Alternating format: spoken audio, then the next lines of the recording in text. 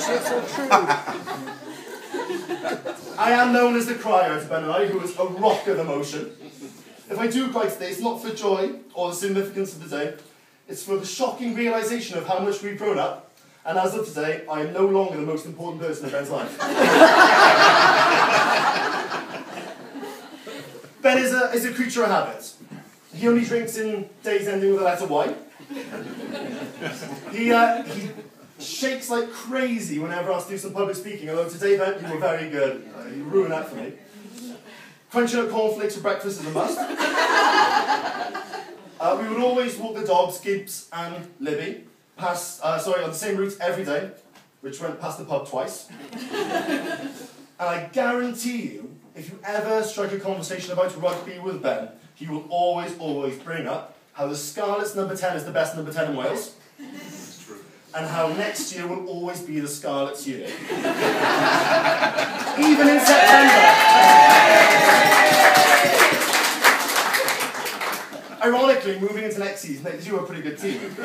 However, this is due to Ben's indirect sponsorship of buying every tatty pillar merchandise.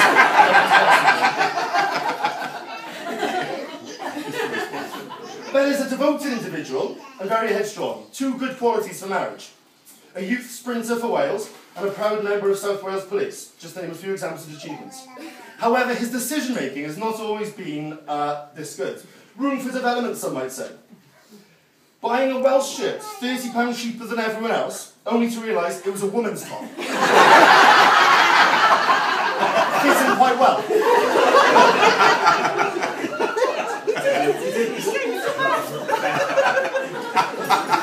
Nearly drowning in a sinking Magaluf before I saved him, then trying to chat up girls 3 floors below us by leaning over the balcony and vomiting on me. He has recently learned that the sink is for washing up, not sobering up. A 10-year dream of being in the Marines, nearly embraced, despite being the only 12-year-old shaving member of the Atlanta College infant swimming group. In fact, Steve and I have found out the real reason for your dismissal. Stephen?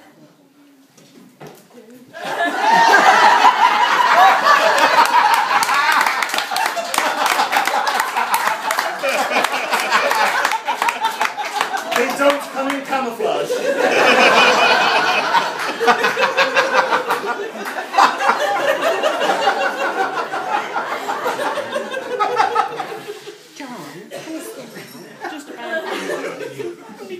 And let's forget about the time spent studying in Plymouth.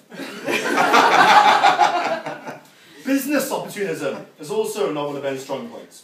Wanting to buy the small, disused village shop, turning it into a pub in Trowse to rival the Star. When asked how will we get people in, he said, sorry, Get Wet Wednesday. A weekly wet t-shirt competition in Trowse. I'm sold. The Marines and the police have helped prepare Ben for this day and for the future. Obedience and taking orders. He may also be required to stand for attention every once in a while.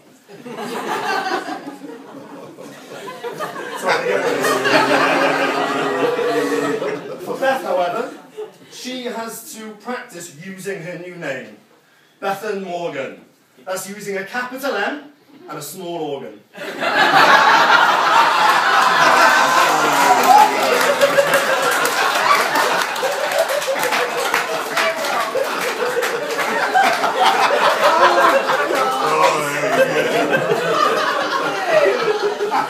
One excellent decision Ben has made, however, is to ask Beth, this amazing, incredible woman, and an excellent cook, to marry him.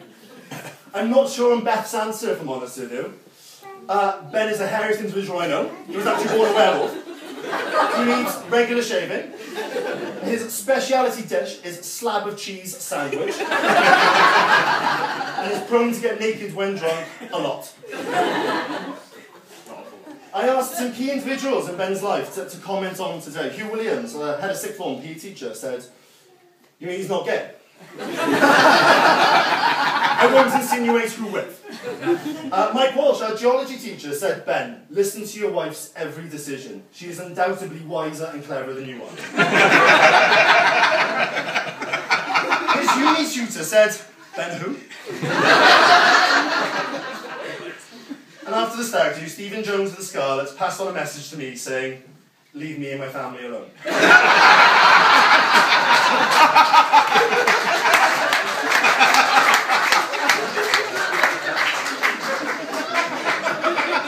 Before I finish, I'm glad you're finishing. I'd like to share with you, it should not only be the groom who is embarrassed on these days. No! And I once said that the origin of the best man came from the groom taking his best mate to a nearby village to kidnap his future wife. Not far from the truth. And actually, Ben's ruined the ending of this for me, but I will do it anyway. I am not a creative person. I'm barely literate. But I've written something for the two of you on your special day. Oh. It's okay, Mark. The night before Ben and Beth. So it was a warm summer night. Ben and I were working in a bar. Up came Hannah and Beth, her eyes bright as stars. I gave them cheap drinks, and before I could blink, Beth had one thing on her mind, meeting her prince. Is your fit friend single? I didn't know who she meant. I thought her drunk, her money well spent. When Beth tells its story, it's love at first sight. However, her focus was on his bum cheeks. So tight. We met the girls for drinks, although we didn't have to be there, Hannah and me, for this is the start of the real love story. A snog in the corner, and no matter what we did, their focus relentless. It made me sick. The lights came up and nothing could tear them apart, not even the bouncers. They felt awkward to ask. Ben drove the girls home. Beth had one thing on her mind.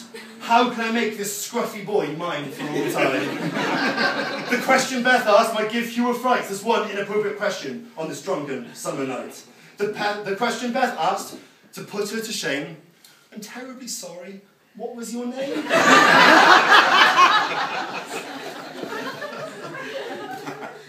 I ask you, friends and family, to stand with me now, to cheer, to clap, ever so loud. To my very best friend and his beyond beautiful wife, I hope you a very special day and a long and happy life.